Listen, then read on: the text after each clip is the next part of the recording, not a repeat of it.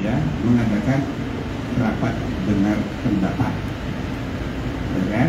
Nah, tapi khusus untuk Pak Refli dan kawan-kawan, nama yang datang tadi ternyata tidak sama dengan daftar surat yang diajukan kepada kami, dan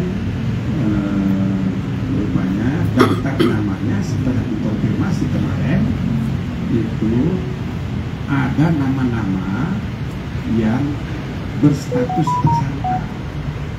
Nah, maka tadi malam kami mengadakan pertemuan rapat kilat gitu, ya, Zoom, bagaimana? Maka kesimpulannya sebaiknya kita tidak menerima yang statusnya tersangka, begitu. Supaya apa? Supaya kita fair. Ini adalah lembaga resmi, bertemu di PTIK, di belakangnya juga ada reskrim, duduk tadi ikut menjadi peserta. Lalu kemudian kita harus menghargai, menghormati proses hukum yang sudah jalan.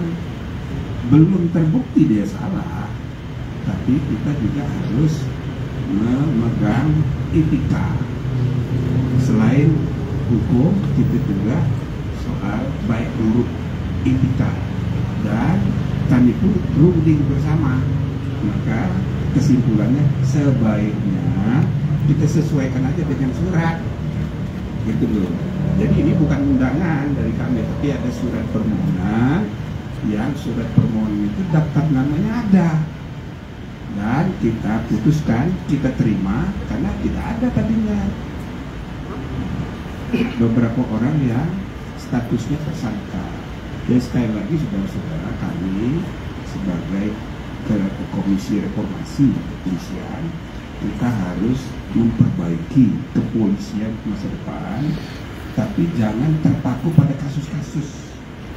Kasus-kasus itu boleh disampaikan, boleh, tapi kita tidak menangani kasus. Oke? Jadi kasus itu dijadikan evidence untuk menawarkan kebijakan-kebijakan reformasi ke depan. Jadi bukan menangani kasus. Nah, jadi kesimpulannya oke, lebih baik 3 orang itu, bahkan tadi lebih ternyata 4 orang itu kita minta tidak ikut. Tadi malam saya sendiri sudah WA ke Refli Harun. Saya sampaikan ini kesimpulan rapat itu sebaiknya nggak usah, jadi tolong dikasih tahu nggak usah datang.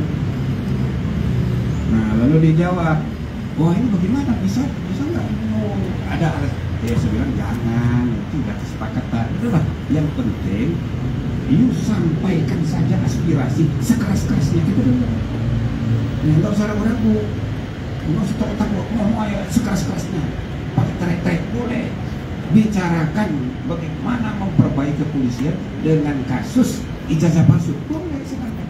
Cuma orangnya nggak usah hadir. Saya sampaikan begitu.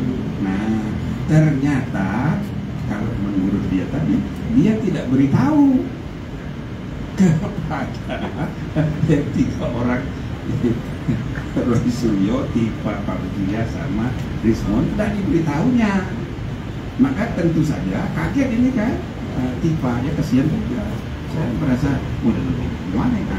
Akhirnya ya kita kasih kesimpulan begini, kalau mau duduk di luar saja atau ya udah pindah ke belakang tapi nggak boleh bicara. Mereka ini ya pejuang, dia kan sebagai pejuang, oh dia nggak mau keluar WU gitu loh. Nah, saya ya sebagai ketua komisi, saya menghargai sikap dari Refli Harun, yaitu aktivis sejati yang mesti begitu, dia tegas ya. Cuma kita harus menghormati juga, komisi ini sudah bersepakat yang tersangka jangan, walaupun aspirasi kita dengar, nanti kita bicarakan. Misal tadi ada ibu apa tadi menyampaikan tentang kasus Tifa, kasus ijazah palsu, lalu juga Pak Faisal bicara solusi, misalnya ada solusi, saya tanya ya oke, kita dengar solusinya gimana urusan ijazah ini, ya kan? Saya cerita Saya ketua MK pertama tahun 2004, pertama kali ya pilpres dan pemilihan umum yang perselisihannya dibawa ke MK. Itu banyak sekali kasus ijazah palsu, banyak sekali. Gitu loh. Maka tahun 2004 itu syarat menjadi caleg itu SMP. Nah, maka atas dasar pengalaman itulah kami menyarankan kepada pemerintah supaya ditingkatkan dong, jangan SMP, SMA. Maka tahun 2009 pemilunya itu syarat caleg itu SMA. Ternyata tetap banyak juga ijazah palsu itu. Dan kemarin terakhir 2024, 20 tahun kemudian, terakhir kasus pilkada kemarin, dari 40 yang disidang substansinya oleh Mahkamah Konstitusi, 7 diantaranya berkaitan dengan ijazah palsu. Jadi saudara, ijazah ini adalah ya masalah serius di Indonesia.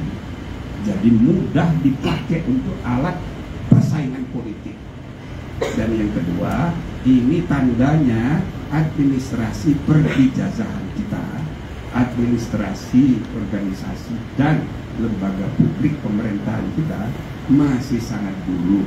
Maka saya tanya kepada teman-teman yang hadir ini, termasuk Faisal Asgaba, apa solusinya? Coba dipikirkan. Itu mau bantu walaupun mereka tidak hadir, karena ketidakhadiran itu karena kesepakatan kami yang dihormati, ya bukan. Nah, kalau ketemu saya pribadi, ketemu Pak Mahfud, boleh, nggak ada masalah. Tapi rapat tadi nggak bisa, kami udah putus. Nah, muncul ide-ide, antara lain misalnya Pak Asgab tadi mengusulkan, bagaimana bisa nggak mediasi? Oh bagus itu, coba tanya dulu, mau nggak mereka dimediasi? Ya kan, baik pihak Jokowi dan keluarga maupun pihak siapa namanya Roy Suryo dan kawan-kawan, mau nggak mediasi? Jadi status tersangkanya tetap, ya kan? Tapi dimediasi dulu. Kalau misalnya ditemukan titik temu, ya kan? Ya bisa nggak dilanjutkan pidananya. Tapi kalau seandainya tidak berhasil, download Tribun X sekarang, menghadirkan lokal menjadi Indonesia.